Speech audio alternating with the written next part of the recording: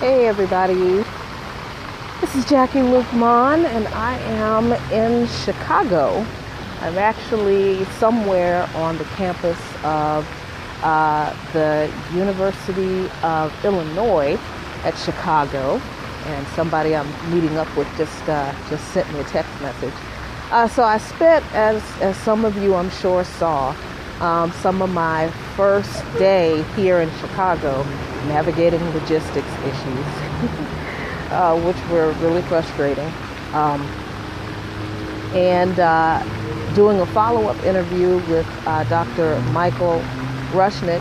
I keep mispronouncing that man's name.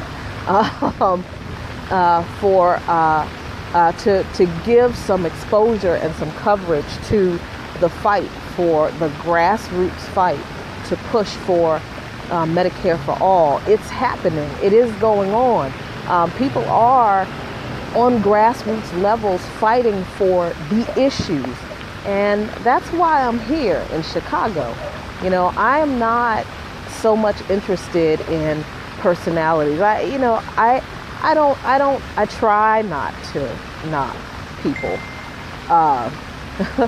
for what they choose to do. So sometimes you can't help it because it gets so annoying. And I'm sure people do it with me too, and that's okay. But I can't get into the Bernie hate. I can't, not because I agree with his strategy. I don't think the Democratic Party can be reformed, but I got bigger fish to fry than whether what Bernie is doing is good for progressives or not. Because what's more important than what Bernie is doing is what we're doing. That's what's more important. That's what we have to be really concerned about as far as what's good for progressives or not. What are we doing? Hey, Robin, I'm not crazy about all of the people who are speaking here at the People's Summit. I mean, I didn't come here to listen to a bunch of people speak. If I wait long enough, all of them will show up in D.C. speaking somewhere. I mean, Thomas Frank, who I am going to try to get a book signed. I mean, he's done signing tours in D.C. If I wait long enough, they'll show up in D.C. I didn't have to spend the money and the time and the effort to come out here to see a bunch of people speak. No, I came out here with the express purpose of making connections with people who I followed and interacted with on social media, who are doing the work, like a Noah Shanga, and the way her podcast, The Way with the Noah. I'm hooking up with her. When I go over to the convention center, I'm going to be hanging out with her for a little while, and some friends who I collaborated with on another effort. They hooked me up with friends and family of theirs here, and they're going to show me around Chicago. I got a lead for a local activist who is a former Chicago police officer who is advocating reform of the police department. The cab driver who took me from the convention center to the dorm rooms over here, we were just talking about politics, and he told me about her. He's a friend of hers. He texted her my information, my number. I reached out, I found her, I reached out to her on Facebook. I'm hoping to hear back from her because I absolutely want to have a conversation with her. I'm hoping to be able to meet some local RBG, some members of a local RBG group, New Era Chicago. I reached out to them. I hope somebody contacts me back so I can go talk to those people while I'm here. I am here to make connections. That's why I came to Chicago, so I could do what we used to call in church, press the flesh. Well, and that's what politicians say too. So I can press the flesh with people, so I can sit down and have a face-to-face conversation with people, so I can exchange ideas one-on-one with people, so we can chop it up, as we say in the Black Power movements. When we have our ciphers, when we sit around and we spit knowledge and we educate each other. on the truth of things. That's why I came to Chicago. The price of the ticket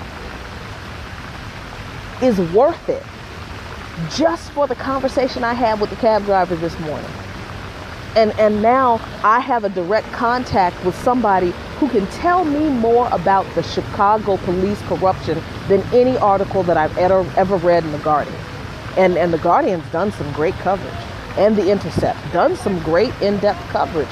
But this woman lived it. And now she's fighting to change it. And I got her name from a cab driver. Now, I can stay in DC and you know, share information and stuff and connect with people on social media. That's fine. That's wonderful.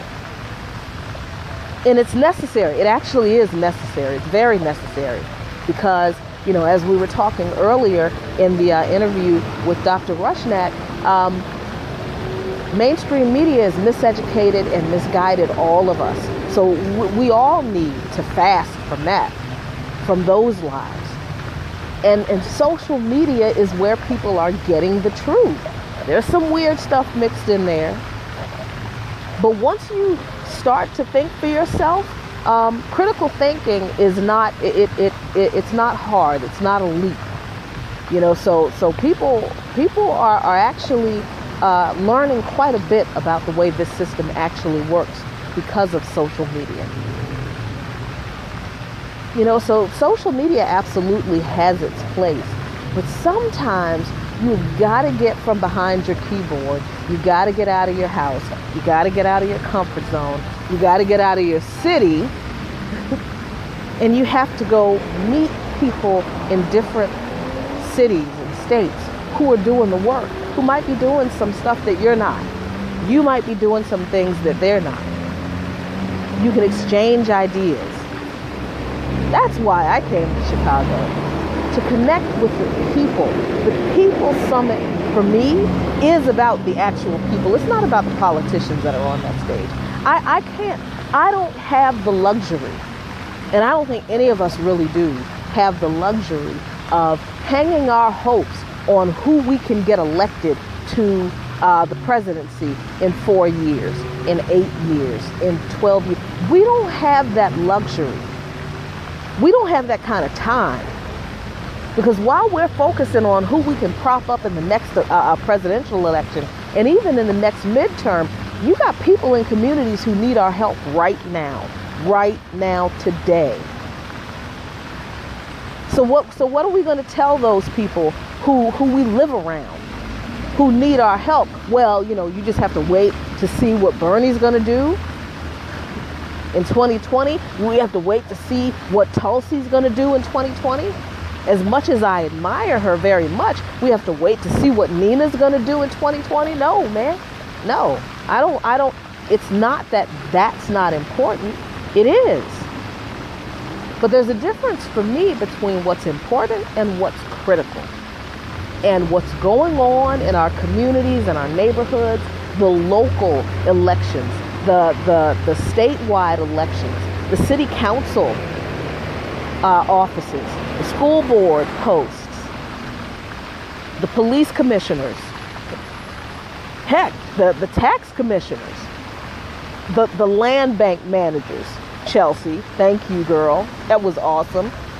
Those are critical issues. Critical, because these are people who are passing rules and legislation on a state and local level who are impacting people's lives every single day right now. We're not talking about a proposed budget from the president that hasn't been completely voted on yet. No, we're talking about a land bank manager in Flint, Michigan, who is a racist and who we know just from his attitude toward black people that he's treated black people in Flint unfairly. We know that. We don't have to guess. That's critical. Yeah, what the politicians have to say over these next 2 days, all right, for the next, 4 years, 8 years, 12 years, that's important. Yes, This is just the way I see it. I'm not saying that this is the way it is. This is just how I look at it in my mind. What they're saying is important, yes, and I need to pay attention to it, because we're going to have to act on it, and we're going to have to act on it soon, because we can't be an every 4 years grassroots movement, right? We can't just show up, before a 2 to 6 months before the primaries, talking about we need a change, but we haven't done any work, haven't laid any groundwork in our communities to build an apparatus to push that change in the 3 years before that, 3.5 years. We can't do that. So yeah, that's important. We've got to do the groundwork, lay the groundwork to push the candidates who have progressive agendas, who push progressive and leftist policies that will benefit all of us. We got to start doing that now. But what's critical, what is absolutely critical, I think, is that we make sure we make connections with people who we can get together with, communicate with, and affect change on a one-on-one basis, on a block-by-block basis, on a street-by-street basis. That's got to be done all the time, regardless of who's in office. And those are the people I want to connect with in Chicago, honestly. If I don't get any soundbite or interview or anything from one of the big players, okay, then call me small time. I will cop to that. Because I can't waste my time. And for me, it is a waste of time. I can't waste my time obsessing over whether Bernie sold us out. The man's doing what he's doing now.